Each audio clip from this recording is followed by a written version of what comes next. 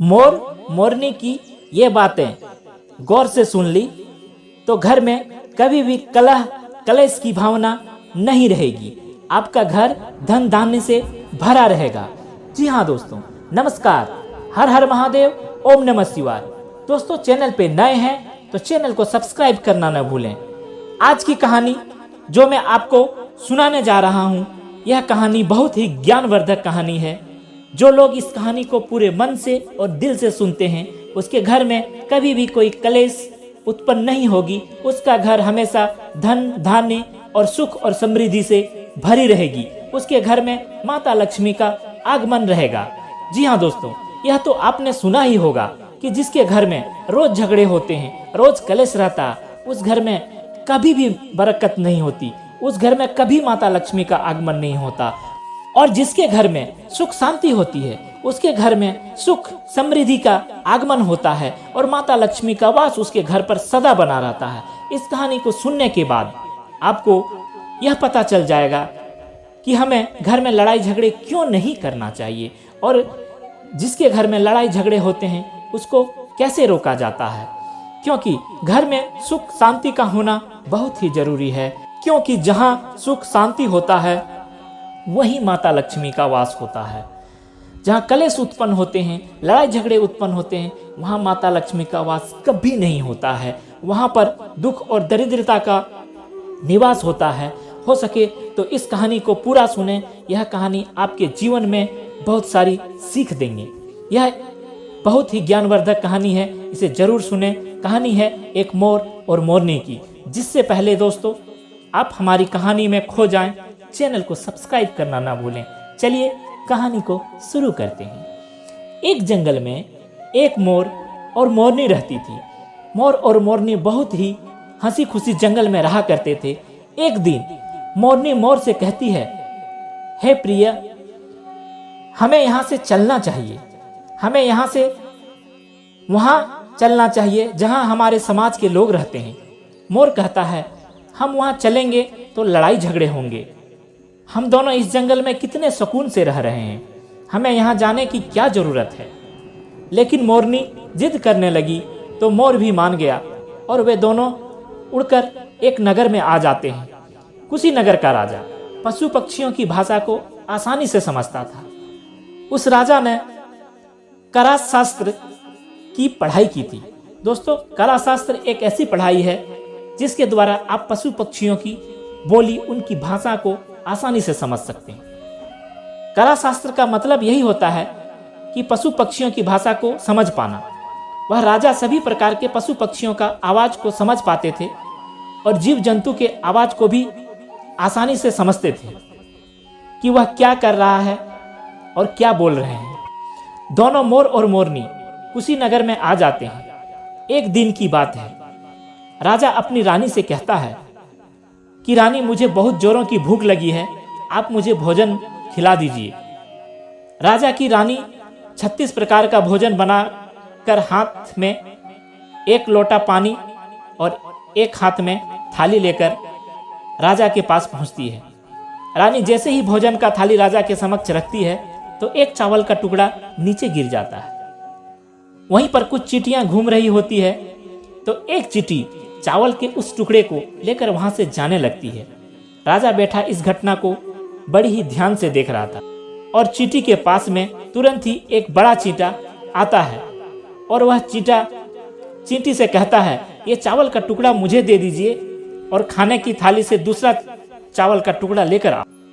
उसकी बातों को राजा पूरी ध्यान से सुन रहा था, क्योंकि राजा जानवर पशु पक्षियों की भाषा को तो अच्छी से समझ सकता था। तो राजा वहीं बैठा सुन रहा था कि चींटा चींटी से यह बात कर रहा था। चींटी चींटा से कहती है, नहीं, मैं नहीं जाऊंगी। अगर यह बात राजा को पता चल जाएगी तो राजा हो सकता है मुझे मार देंगे।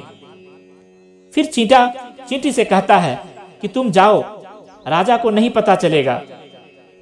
चींटी फिर जाने की कोशिश तो करती है, लेकिन आधे रास्ते से वो वापस चली आती है। चींटा से कहती है, मैं नहीं जाऊंगी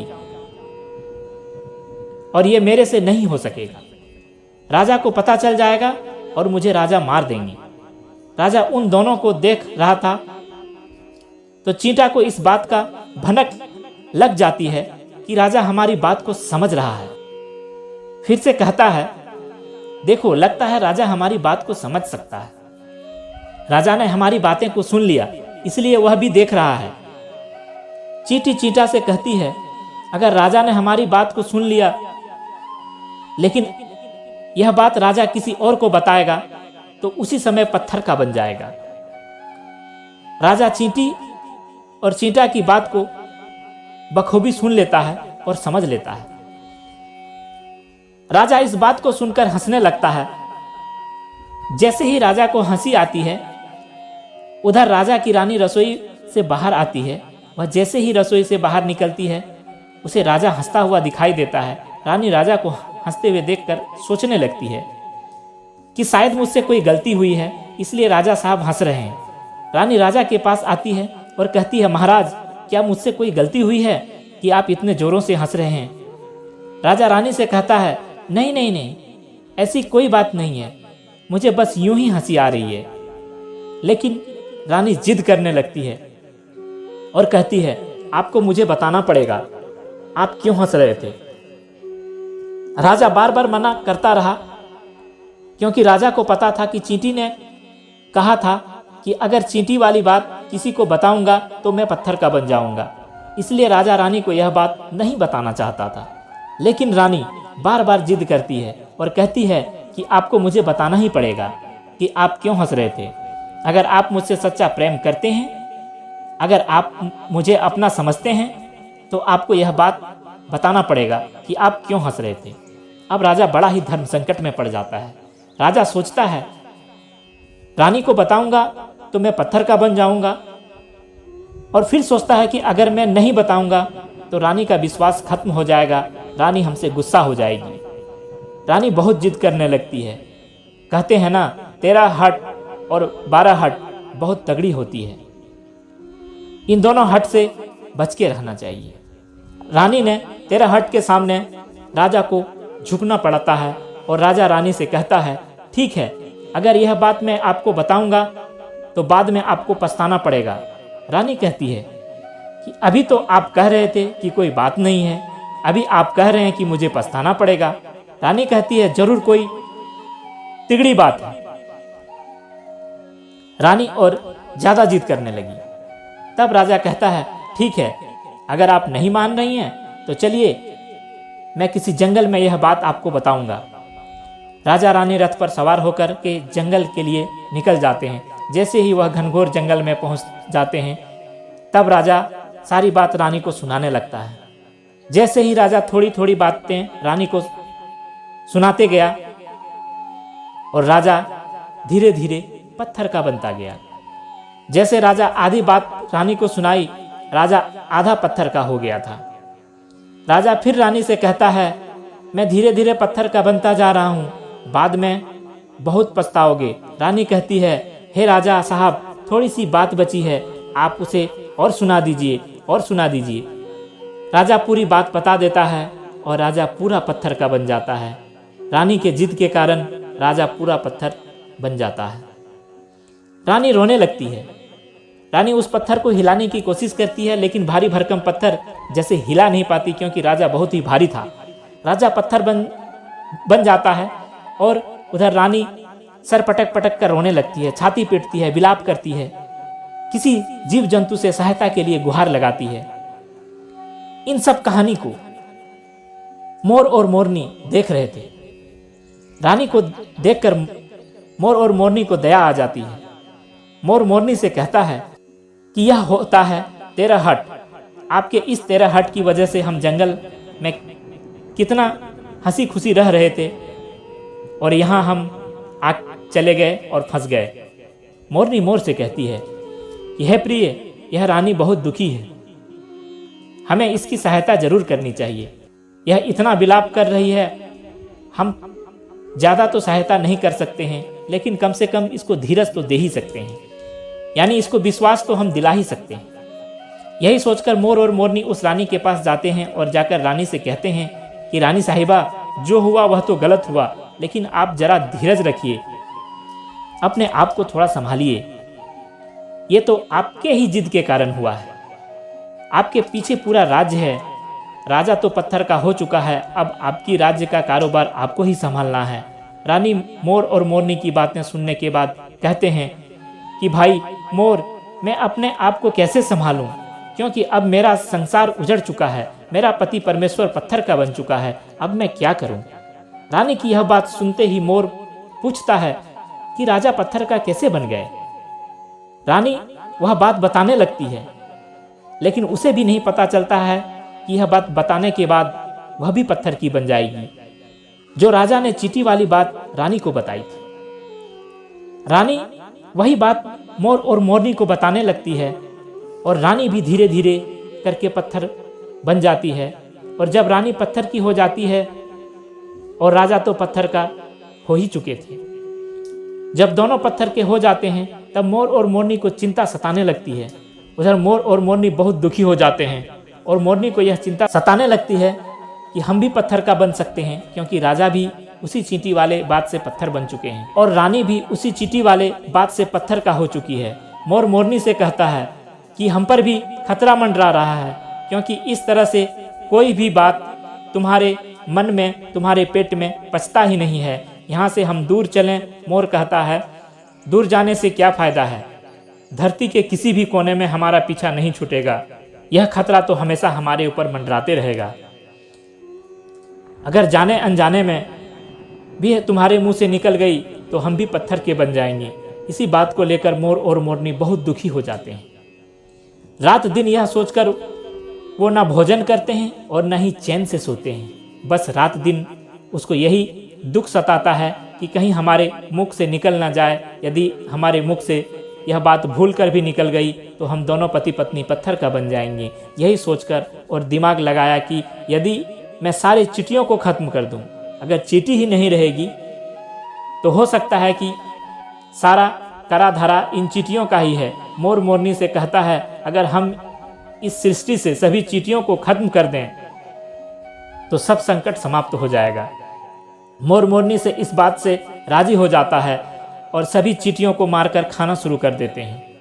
मोर और मोरनी का इतना आतंक हो गया था कि सभी चींटियां डर के मारे अपने अपने बिल के अंदर जाकर छुप जाती है। मोर और मोरनी ऐसी निगरानी रखते हैं और कहीं भी चींटी तुरंत दिखाई दे तो उसे दबोच लेती है। कोई भी चींटी मोर और मोरनी की इस आतंक की वजह से बाहर नहीं आते थे। सभी चींटियों ने जमीन के अंदर अपना बिल बनाना शुरू कर दिया और जमीन के अंदर ही जाकर बैठ जाती। काफ़ी समय बीतने के बाद चींटियों को भूख सताने लगती है, क्योंकि भोजन तो बिल में मिलता नहीं, भोजन तो बाहर मिलता है। जैसे भोजन लेने के लिए चींटी बाहर आती तो उसे दबोच लेता और उसे जान से मार देता। एक चींटी और चींटा भोजन के मारे तड़पते हुए श्री हरि विष्णु का जोरदार भजन करने लगते हैं।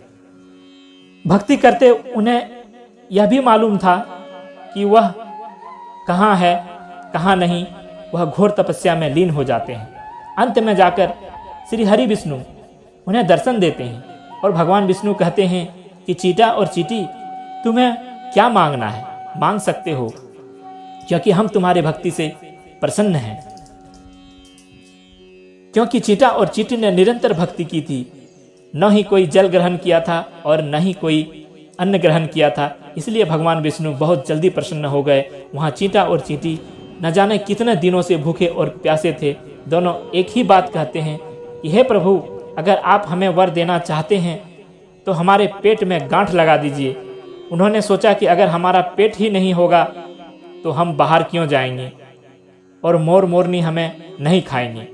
इसलिए उन्होंने मांगा कि हे प्रभु, हमारे पेट में गांठ लगा दीजिए। भगवान विष्णु कहते हैं तथास्तु, और चींटियों के पेट में गांठ लग जाती है। इसलिए दोस्तों, आज भी आप देखेंगे, आज भी उन चींटियों के पेट में उसी आशीर्वाद के कारण गांठ लगी हुई है। चींटी के अब उसके पेट नहीं है। फिर चींटा और चींटी भगवान विष्णु से कहते हैं कि हे प्रभु, हमारे पेट में तो गांठ लग गई है, लेकिन अभी भी हमें मोर और मोरनी से खतरा सता रहा है। मोर और मोरनी हमारे इंतजार में अभी भी ऊपर जमीन पर बैठे हैं। वे लोग हमें जैसे ही देखेंगे हमें मार देंगे। भगवान विष्णु चींटा और चींटी मोर के पास लेकर जाते हैं और भगवान विष्णु मोर और मोरनी से कहते हैं कि अब से तुम चींटियों का शिकार करना बंद करो, इसमें चींटियों का कोई दोष नहीं है। जो दोषी था वो राजा था, क्योंकि राजा ने कला शास्त्र की पढ़ाई की थी, इसलिए वह सभी जीव जंतु का भाषा समझने में सक्षम था। उसके साथ साथ वह रूप बदलने में भी सक्षम था। वह उन पशु पक्षियों का स्वरूप धारण किया करता था, तब पशु पक्षियों के साथ संभोग भी किया करता था, और जब वह पशु पक्षी गर्भ धारण करते थे तो उन्हें छोड़कर वे इंसान बन जाता था, और फिर ऐसी पशु पक्षियों पर वह जोर जोर से हंसा करता था। इसकी इसी मूर्खता के कारण ही आज ये राजा पत्थर का बन पड़ा है। मोर और मोरनी कहते हैं उसकी रानी का क्या दोष है। श्री हरि विष्णु कहते हैं कि उसके पत्नी भी उसके इस पाप में भागी है, क्योंकि उसकी पत्नी अगर उसको रोकती तो वह इतना बड़ा पाप नहीं करता, इसलिए उसकी रानी भी इस पाप की बराबर की भागीदारी है, इसलिए आज वह भी पत्थर की बन चुकी है। श्री हरि के कहने के बाद मोर उससे कहता है कि हे प्रभु, अगर इस बात को हम किसी और से कहें कि रानी ने मुझे जो कहानी सुनाए तो क्या हम भी पत्थर के बन जाएंगे। श्री हरि विष्णु कहते हैं कि तुम्हारा यह श्राप समाप्त हो चुका है, तुम्हें किसी से कहने की कोई ज़रूरत नहीं है, और अगर आप कह भी देते हो तो कोई फर्क नहीं पड़ेगा। तुम किसी से कह भी देते हो तो तुम्हारे ऊपर खतरा टल चुका है। मोर और मोरनी प्रसन्न हो जाते हैं, श्री विष्णु अंतर ध्यान हो जाते हैं, और मोर और मोरनी जोरदार नाचने लगते हैं। उनकी खुशी का कोई ठिकाना नहीं था, लेकिन जैसे ही उसने अपने पैरों को नीचे देखा, देखकर रोने लगता है। मोर सोचने लगता है कि पहले से तो आज मेरा पूरा बदन सुंदर है, लेकिन मेरा पैरों का फटने का कारण क्या था। मोर के पैरों का फटने का कारण चींटी खाना था, क्योंकि उसने बहुत सारे चींटी मारकर खाई थी और मोरनी ने भी खाई थी, इसलिए उसका पैर फट गया। तो दोस्तों आज भी देखेंगे कि मोर का पैर फटा हुआ रहता है। इधर शरीर तो काफ़ी सुंदर रहता है, लेकिन पैर फटा हुआ रहता है। कोई भी इंसान अगर चींटी खाता है तो उसके शरीर में छोटे छोटे दाने आज भी निकल जाते हैं। यदि आप ज़्यादा मात्रा में चींटी खाएंगे तो आपका बदन भी फटने लगेगा। इस तरह मोर के पैर भी फट गए थे, खूबसूरत हो गए थे, लेकिन मोर अपने पैरों को देखकर जोर जोर से रोने लगा। मोरनी कहती है धीरज रखिए, जो होना था वह तो हो ही गया, रोने से क्या होगा। मोर नाचता है और जोर जोर से रोता है, इसलिए मोरनी उसकी आंखों से आंसुओं को नीचे गिरने से रोकती है, लेकिन रोक नहीं पाती है। लेकिन उसमें से एक एक बूंद आंसू उठाती है और अपने मुख रखने की कोशिश करती है, लेकिन कितना भी रख ले सीधे मोरनी के पेट में चले जाता है।